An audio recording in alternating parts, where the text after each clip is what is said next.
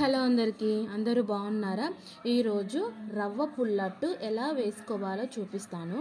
ముందుగా ఒక బౌల్ తీసుకొని అందులో 2 కప్పుల సూజీ రవ్వ అంటే ఉప్మా రవ్వ వేసుకోండి. వేసుకున్న తర్వాత అదే కప్పుతోని మళ్ళీ 1 కప్పు బియ్య పిండి వేసుకోండి.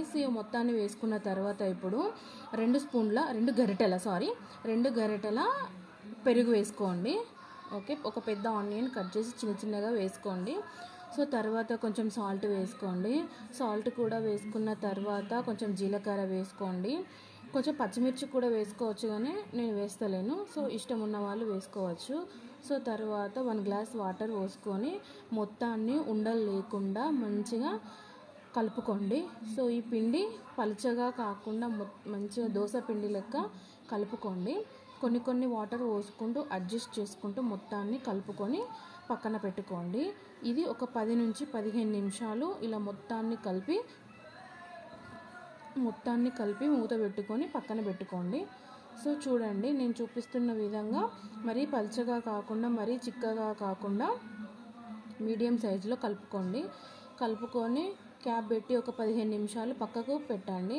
15 నిమిషాల తర్వాత ఇది అనేది మంచిగా నానిపోతుంది. చూడండి, మూత తీసి చూస్తే 15 నిమిషాల తర్వాత వాటర్ మొత్తం పైకి వస్తాయి. మొత్తాన్ని ఒకసారి కలుపుకున్న తర్వాత ఇప్పుడు స్టవ్ ఆన్ చేసుకొని నాన్ స్టిక్ ప్యాన్ పెట్టుకోండి. దోశ ప్యాన్ పెట్టుకొని ప్యాన్ బాగా హీట్ అవ్వాలి. హీట్ అయిన తర్వాత ఆయిల్ కొంచెం వేసుకోండి. కొంచెం మంచిగానే వేసుకోవాలి ఆయిల్ కొంచెం తక్కువ వేసుకుంటే ఈ అట్ట అనేది అంటుకుపోతూ ఉంటుంది. ఆయిల్ వేసుకున్న తర్వాత మొత్తాన్ని ఇట్లా గరిటెతో వేసుకోండి దోశలాగా. వేసుకొని పైన కూడా కొంచెం ఆయిల్ వేసుకోవాలి. ఆయిల్ వేసుకున్న తర్వాత హై ఫ్లేమ్లో కాకుండా కొంచెం మీడియం ఫ్లేమ్లో ఒక 5 నిమిషాలు మంచిగా దోరగా కాలనివ్వండి.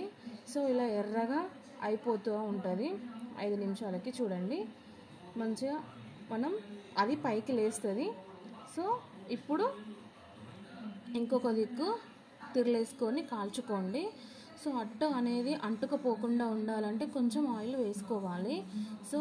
దీన్ని 2 వైపులా కాల్చుకున్న తర్వాత ప్లేట్లోకి తీసుకోండి. టమాటో చట్నీతోని కానీ పల్లీ చట్నీతోని కానీ బాగుంటుంది. ఇలా ఒకసారి ట్రై చేయండి. లైక్ చేయండి, షేర్ చేయండి, సబ్స్క్రైబ్ చేయండి.